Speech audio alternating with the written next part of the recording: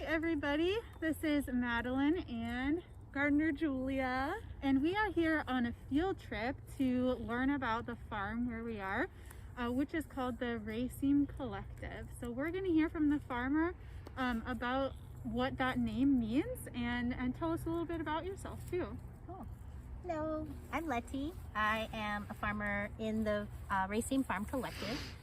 We're made up of 3 farms. So there's the Chalchi Farm, Flying Dog Heart Farm, which is my farm, and Scrapberry Farm. So we all share this land here. Raceme is named after this type of inflorescence. And I have 2 examples of this inflorescence. And this is a type of plant that grows on an axis and will flower. And as it continues to flower, it will also continue to grow up and more flowers. So as the flowers at the bottom mature and turn off seeds, and they'll throw those seeds off, it continues to flower and will continue to do that throughout its life cycle. What's your favorite activity to do on the farm? Oh boy. My favorite activity to do on the farm is when I first get here, is to just sit and listen. That's my very favorite thing, is to pay attention to hear who's here, which bugs are here, which we have frogs that are out here and different birds. And throughout the seasons, we hear different birds. So it's really neat to kind of think about who else is out here. Yeah, so that's my favorite part, is the quiet time. I think it would be helpful to know about how you became a farmer and how you ended up here on this land. Did you garden as a child at all? I did not garden as a child. I grew up in a city where we lived in an apartment, and I didn't actually have access to outdoors until my 30s. Actually, when I moved to Oregon, I became more curious about who like to be with each other, which plants like to be in which communities. That became really interesting to me, and I didn't get into farming until I was in my 30s also, as a student with Mudbone Grown through their Beginning Farmers of Color program. Through that, we're able to build relationships with other farmers, and that's, I think, a really cool thing about farming, is that we don't just farm food and herbs and stuff, we also farm community and connection. So I noticed that you use the word who when talking about plants and animals. Can you tell us more about that language? Totally, yes. As I have become more familiar with the plants and this land here, it has also encouraged me to get more connected with my ancestral roots, reclaiming some of my ancestral ways of knowing, and learning that for my people, the Coahuiltecan, plants and animals were very much part of community, and were also people. They were their own nations. Well, there are helpers, there are foundation, there are teachers.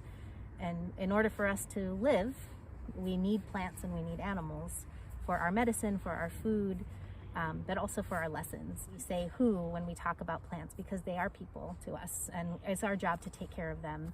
So, and that's part of Native culture, right? Not just the Coahuiltecan, where my family comes from, but that's also across Turtle Island, also known as the United States.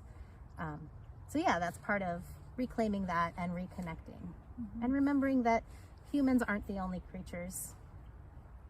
Talking about our friends, the plants, do you have a favorite plant? Oh my goodness. My very, very favorite plant is the first one that was my teacher here in Portland, yarrow.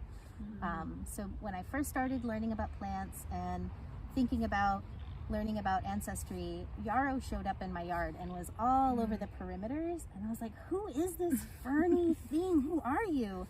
And a friend of mine was like, that's yarrow, and this is why yarrow is showing up for you.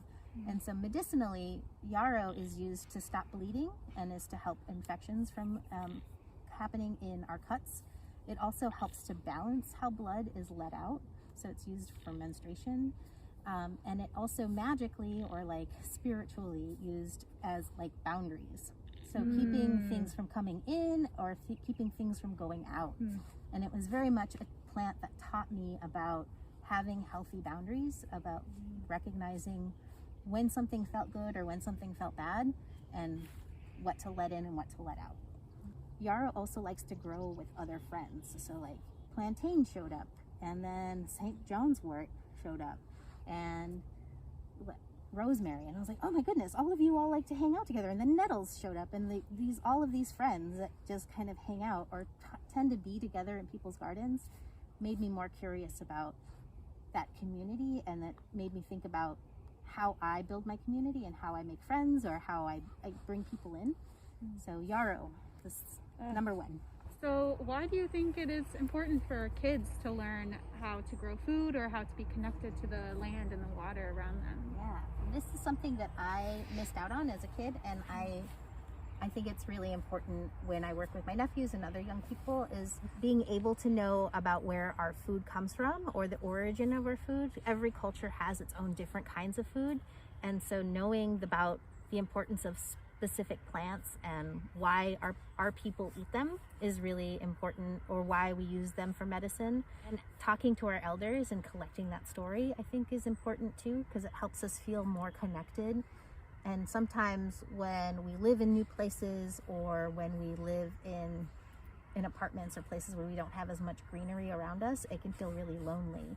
So having that connection to the story can help us feel grounded. And then also when we go out into the world and we meet a new plant, they may be similar to a plant that our ancestors have used before.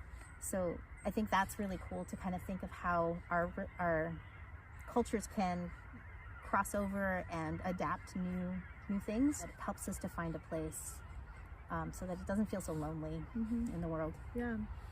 So that gives me like hope and joy, thinking about passing on this knowledge, hopefully to younger people, so that they're not waiting till they're in their 30s to get into it. Like I would love to see 10 and 11-year-olds being excited about plants and growing food and feeding community and making medicine and all of these sorts of things. Like we can do it for our families, we can do it for our larger communities, we can just do it for ourselves. Well, thank you so much, Letty, for talking to us, for having us here on your beautiful land today. And we really appreciate learning from you and from the farm itself, from all the plants and the creatures that we've seen today. Yeah. Thank you so much for coming. Yeah.